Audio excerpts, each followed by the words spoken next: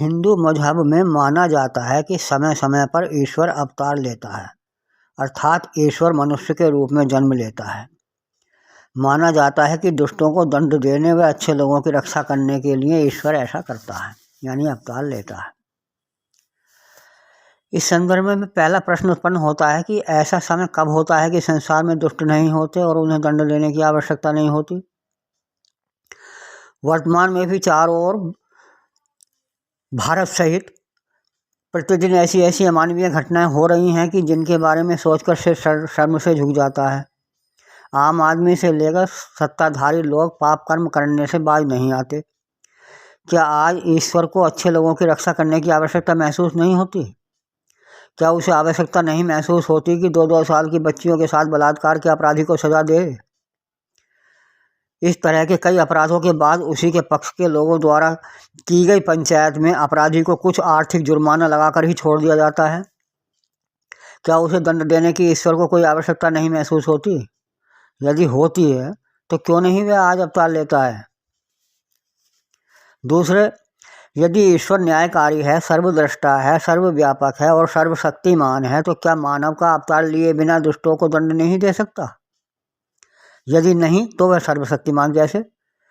यदि सर्वशक्तिमान नहीं तो वह ईश्वर कैसे? और फिर रामकृष्ण जैसे कुछ लोगों को ईश्वर का अवतार क्यों माना जाता है?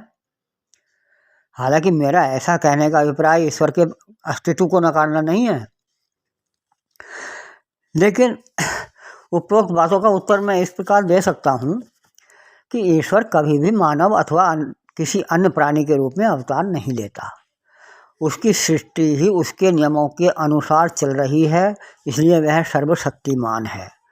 सृष्टि उसके बनाए गए नियमों के विपरीत या उससे भिन्न बिल्कुल भी नहीं चल सकती।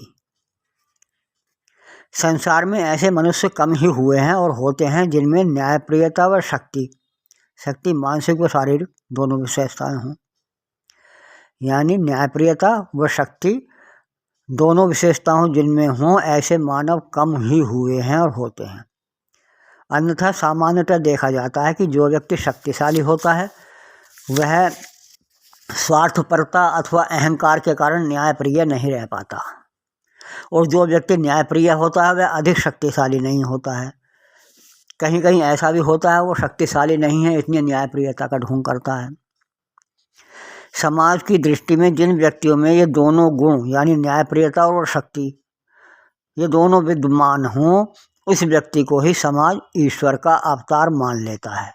वास्तव में ईश्वर कभी अवतार नहीं लेता। श्री कृष्ण पूर्णावतार थे, किंतु ईश्वर का नहीं बल्कि मनुष्य का। श्री कृष्ण में पूर्णत्व था। वह भोगी भी थे और योगी भी। वह नृत्य वादन गायन सभी में पारंगत थे। वह योद्धा भी थे और नृतक भी। वह गृहस्थी भी थे और सन्यासी भी। वह रथी, सारथी, रागी, बैरागी, वीतरागी, ज्ञान योगी, कर्मयोगी, परिस्थिति की मांग के अनुसार उदासीन और क्रांतिकारी भी थे। वह प्रेम से सज्जनों को वश में करते हैं तो मान्यता के अनुसार बल से इंद्र का अहंकार भी तोड़ते हैं। वह नाग विद्या से नाग को बींधते हैं तो बांसुरी से गोपिकाओं व गोवंश को वश में कर लेते हैं। ऐसा कोई गुण नहीं था जो उनमें ना हो। वे सर्वगुण संपन्न माने गए हैं, इसलिए उन्हें पूर्ण अवतार की संज्ञा दी गई है।